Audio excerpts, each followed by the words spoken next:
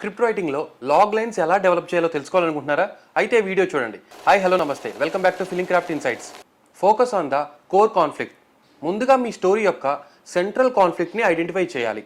ఈ central conflict మీ story యొక్క log లైన్కి బ్యాక్ బోన్ని ఫామ్ చేస్తుంది.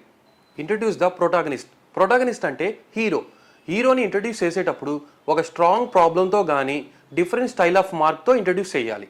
Highlights, goals and స్టేక్స్.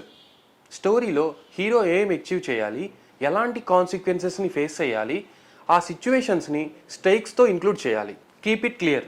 స్టోరీలో లాగ్ లైన్స్ 2 to 3 లైన్స్లో క్లియర్ అండ్ క్లారిటీగా రాయాలి. Avoid spoilers and unnecessary things. Log line రాసేటప్పుడు ఎక్కువ డీటెయిల్స్, ట్విస్టులని రివీల్ చేయకూడదు. కోర్ స్టోరీ మీద ఫోకస్ చేసి లాగ్ లైన్ని కంప్లీట్ చేయాలి.